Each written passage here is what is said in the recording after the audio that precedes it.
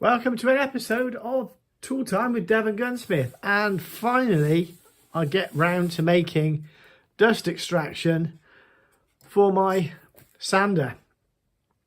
Let's get into it. If you enjoy the content, don't forget, like, subscribe and click the notification bell. For a long time I've managed without proper dust extraction, and as somebody with asthma, it's a really bad move. So working from home again as well, it's really important to have proper dust extraction. So my vacuum cleaner goes in the back of here, and it sucks there, casting off, and grinding here, casts off here.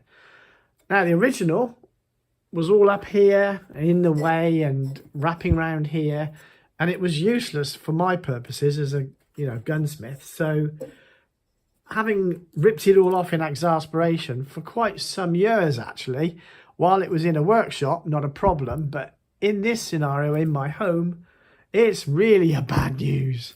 So this is where this came from, motivated by entreaties from my wife as well. Because unfortunately, not only does it scatter dust all the way around the table, it actually puts dust into the air, which settles a very fine film everywhere. And it's really important for my health as well to have proper dust extraction.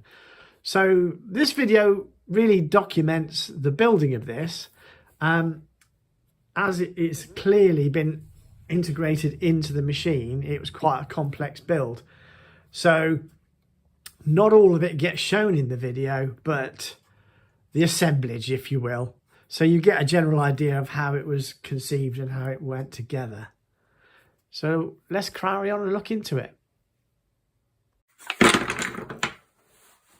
Right, so random bunch of scrap wood, and I'm gonna make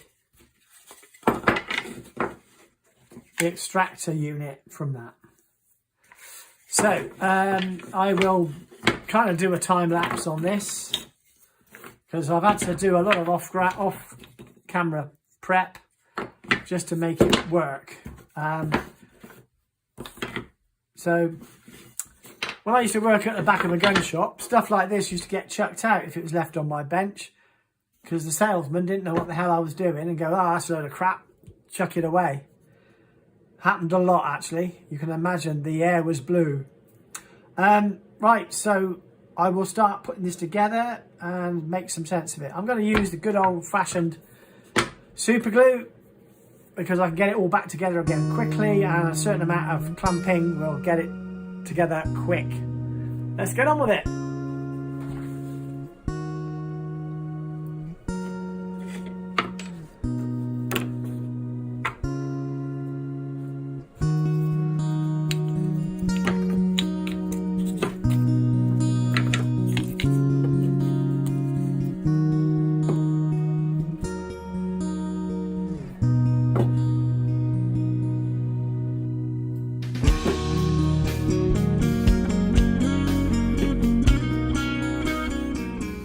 Bit fitted.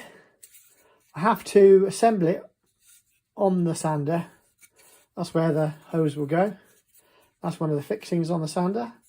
I have to assemble it on the sander as I offer it up into place to make sure it's a good fit and it's a good close fit. But we're getting there, guys. So there's a step there, so we had to do it that way. And then this little baffle will go in here, which will then set the angle. There's not a lot of space through here, so you have to work quite closely. And this is one of the baffles that will come up to create the constriction to suck the air through. One of them at least.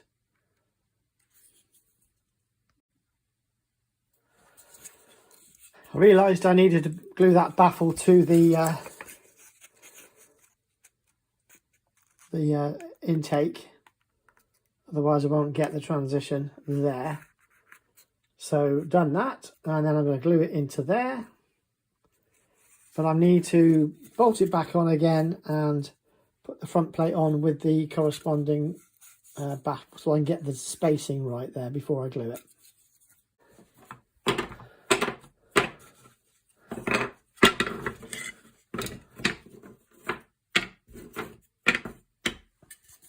That's the one. That gets bolted on the front, and we'll see where this goes afterwards. This is quite fun now. It took a lot of time preparing all these little pieces, and I wasn't about to record that. So that's the back box prepared. Now this is the front box, and that will be the vacuum slot there. And obviously I need to glue it all the way around here. This rather gash looking line is to pick up the wheel, obviously, and that's what all those bits are for. So we'll get to that in a minute, but we'll put this back together again with that slot, that fitting there. Close that box up. Hoover goes in there, sucks there, transfers, sucks there. So because I tend to work both at the same time, so I can't make an interchangeable one. Well, I could if I tried, but I'm not going to try. So that's the next bit. Right. So I've had to feckle that a bit because there's a support bar that comes through here, and it tapers. Obviously, would do, wouldn't it? Absolutely no need for it to taper, but it does. So that needs to be tapered there. Done that. Sorted that out. The box works well. I just need to feather this in a bit. Going to stick on this piece now. Right there. That will seal that. Don't know what you call it. Trunking I've made, I suppose, for the extractor. Obviously, I'll sand this to make it look nice as well. And oh boy, am I glad and be glad of this, because every time I sand something, I get dust everywhere. So I'm going to glue this, sand it up, make it look nice. And then all that's left to do is to glue these in place, which are the slots basically for the wheel. And I've left them deliberately scrappy because I'm probably going to put a thin piece across there. We'll get that in a minute. Let's get this done first.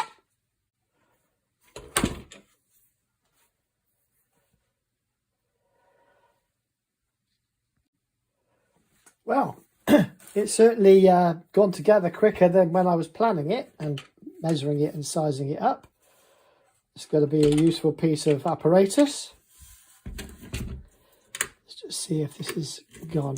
The beauty of super glue is using mitre, accelerating this mitre glue in it, super glue, using the mitering adhesive accelerator. Right, so I'm just going to face off these with some sandpaper. I have to leave that available because that's a fixing point, same as that one there. So you can see that the channel inside and the vacuum slot there is quite tight, and that's deliberately so because I need to get air sucked from this area too, which is around where the wheel is. And so that will be done, then that'll be the next bit to do. I can always sand that open a bit more if I find it's not sucking enough. And I can always find a way of blocking that up. I was going to make it a two-way thing, but it's just too complicated. And keep it simple, stupid.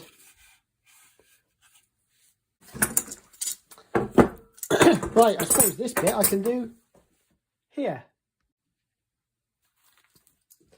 Righto. This has been quite a satisfying project, but nonetheless stressful because you've always got time constraints with these silly things. So I better just check that fits before I might glue the first one in as a datum using the sanding frame itself. Otherwise I might end up, I can't get it on. I just thought that. I'll go and do that now.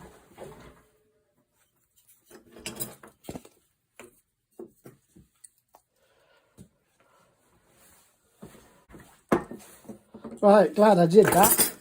Experience, you see, you know these things. There's a recess there on the bar, and that's recessed in there. It wouldn't swing on and I need to remove it for any reason.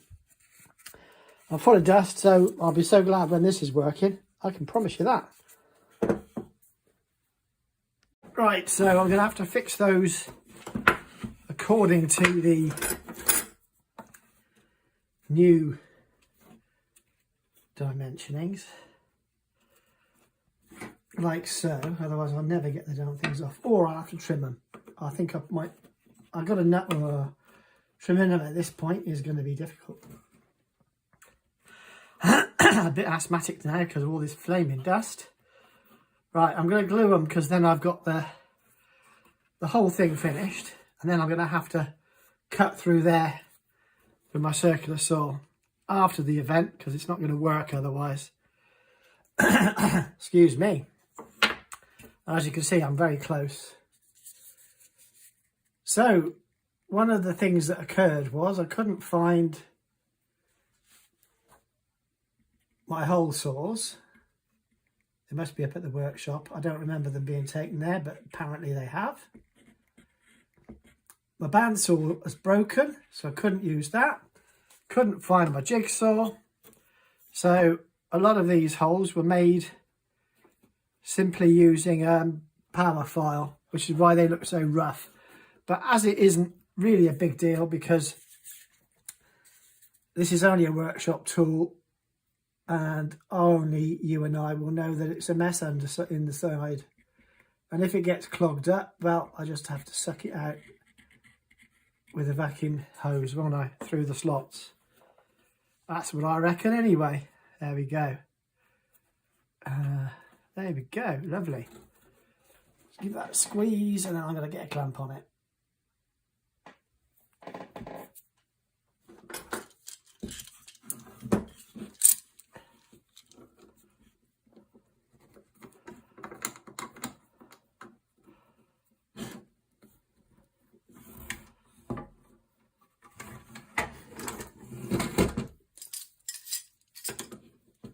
And the reason, oh, that hasn't got a pad on it. The reason I made this in the first place was because, unfortunately, the one that comes with the sanding machine, it just wasn't fit for what I needed it for. Unfortunately, it was all over the top, and it wasn't allowing me access to the belt properly. And the one on the wheel was the same. It was getting in the way and you just keep cracking into it. So I took them off yonks ago. And then I had time to jury rig the vacuum pipe hose to get it to work. It was a nightmare. Anyway, there we have it. Right. A little bit of accelerator, which smells like some kind of solvent. Like ethanol. No, ether probably. There. That will probably have set, would you believe? It's surprisingly quick stuff. Sometimes if I'm fixing gun stocks, see there's a rough slot there now. Sometimes when I'm fixing gun stocks, I have to be a bit more judicious and I have to leave it longer. But I am cracking on with this because I need to use it for a job, would you believe? And now I'm a one-man band again. I don't have any time to do any admin. Of course, I spent hours doing admin for several days, and that I just lose all that time. Don't get paid for admin. So yeah, very annoying. There we go. That's the whole extractor box made. Just got to finish it up, clean it up, get it going, and all that guff. It'll be good.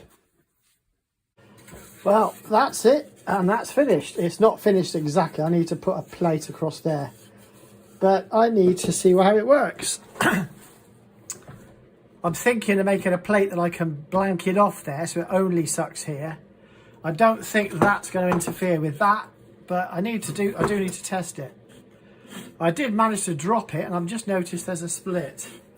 Not in the glue lamp I did, but in the one that wasn't mine. Haha. It's like a broken stock epic fail, isn't it? Never mind, it's all right, it's good. I can get it. I can get it. It's only a workshop tool anyway. Get that in there. Just the same as fixing a gun stock crack anyway.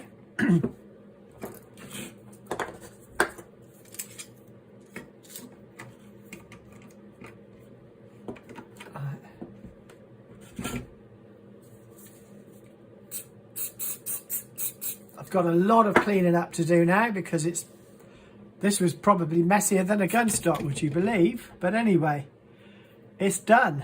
That's the main thing. Let that cool off, let that dry off. I think that's gone. So I'm going to have a clean up. I'm going to show you it in operation on the sanding belt.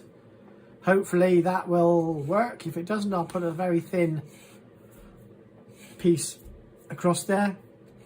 A very thin slot just to create the necessary. Right, we're good.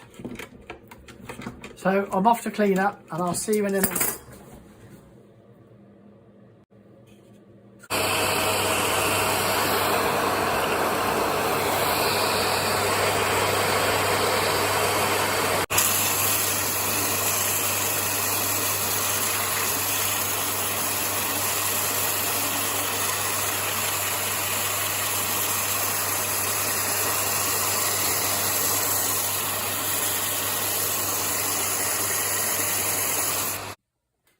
Well, as you may have just seen, I've just tested it and I'm very pleased.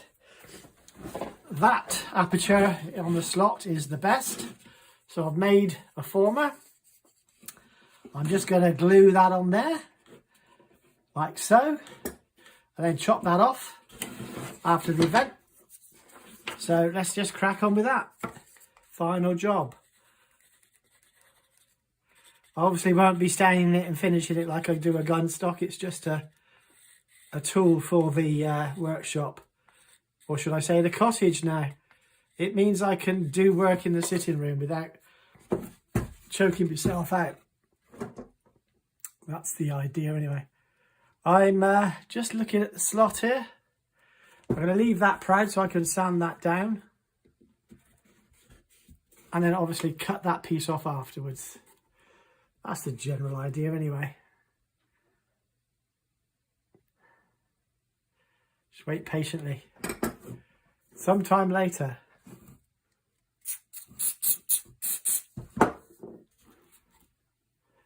It's always about waiting, usually.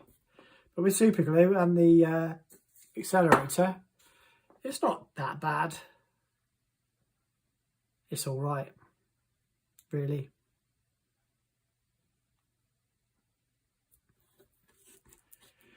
This will just bring the nozzle closer to the sanding disc. Oh, we've got a little bit of a wobble there. I'm going to have to put a bit more in there, make sure we bridge that gap. It's not a problem. I buy loads of super glue, in case you hadn't noticed.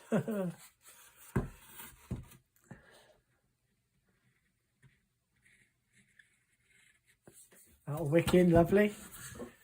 Right, just need to get that to... I can't get a compound compression on this, annoyingly. I just do it by hand. Urgh.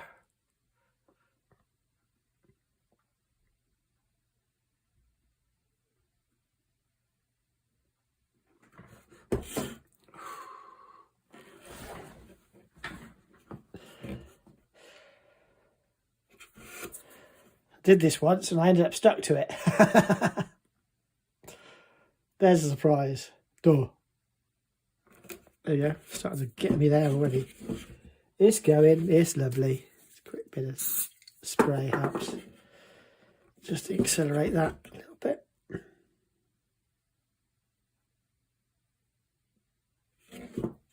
Lovely. That'll do. And I'll go and chop this off, sand it off. Sand that level because that's level with the, obviously, the sanding disc, which obviously doesn't want to be fouling. So there we go. Let's have a look, and we'll have a look at it in action in a minute when I've cleaned up a bit more. Well, that will have to do. It's not perfect, but I could do it all day long. But you've got a nice narrow slot. That's faced off now, dead level. So the sanding box extractor box, I suppose, will work really well. I need a little bit more there because obviously when we're grinding rubber, the granules are a little bit thicker. Yeah, but actually I noticed it when I was sanding this on the itself, how much difference it was having when it was on, when I was sanding something. Very useful. I'll show you a bit more when it's fitted, and you'll get to see it in its full glory then.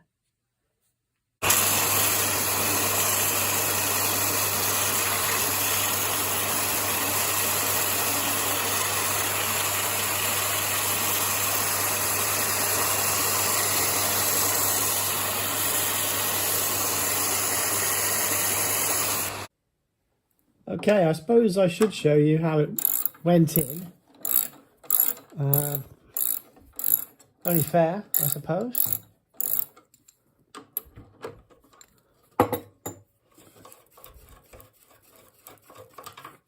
And you'll understand why I had to build it in situ.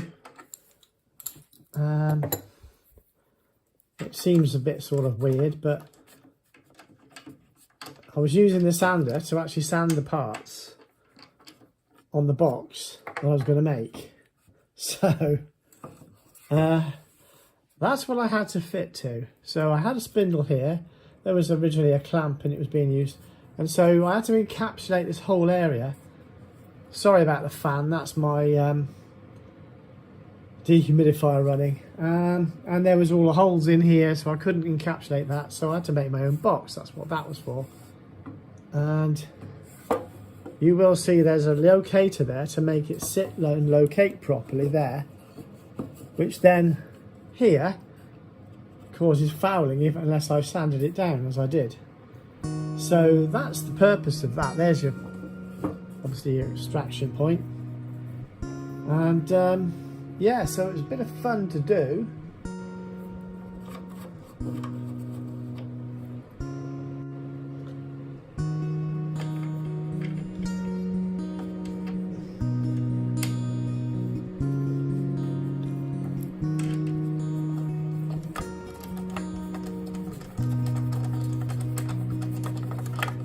Don't actually need it particularly tight, and probably not a good idea to make it too tight anyway. So I only need to quickly nip it up a tiny bit. I don't want to torque it up, it's just to stop it vibrating, which it does. Great! I'm looking forward to using this because it's going to make my life a lot easier, in fairness. So there'll be dust extraction. Not going to be making the whole house dusty because it won't be wafting around the house, and stupid but effective. But weirdly, right, this has taken me the best part of a Sunday to do, and annoyingly I could have been doing all kinds of other things with that time. So every time I do something like this that enhances my life, it stops me from earning money. Admin, dealing with insurance, dealing with importers, dealing with making stuff that I need to make my life easier like this. None of it earns me any money, so I'm quite often moaning about working for nothing. But yeah, it is what it is. It's part of what being self-employed is. Bookkeeping, again, I can take 2 or 3 days doing bookkeeping for the final tax. Don't get paid for that either. Moan, moan, moan, moan, moan. It's not about moaning, it's just I find it's interesting how people view the world. Somebody who's paid by a boss to do work, we go, oh, that's all right, you get paid to do that, don't you? Who's going to pay me to do this? And yet I absolutely need it, and I'm really looking forward to it enhancing my life. Sometimes when I'm doing a gun fit, I'll actually linish off, for example, a gun stock while the customer waits, and now often they go, oh, can I watch? It's like, yeah, of course you can watch. I'm not scared of showing how I work. I am that good, he said boastfully. No, it's just I'm quite happy to show people what I do. And interestingly, this channel, I was explaining it to somebody. He said, oh, what do you do it for? Don't you show everybody all your tricks and tips? And they're like, well, Most people will look at it and go, do you know what? I don't want to do it. He can do it. Or it pre-qualifies me. They go, actually, I like your style. I want you to do my gun. And interestingly, the people that don't like the way I work, I don't want to work for anyway. There's a surprise. Anyway, I hope you've enjoyed this video. There'll be a new series coming along, and it'll be Tool Time with Devongunsmith. I won't go, oh, oh, oh, unless you know what that means from the 80s. Anyway, so thanks for watching, guys, and see you next time. Cheers.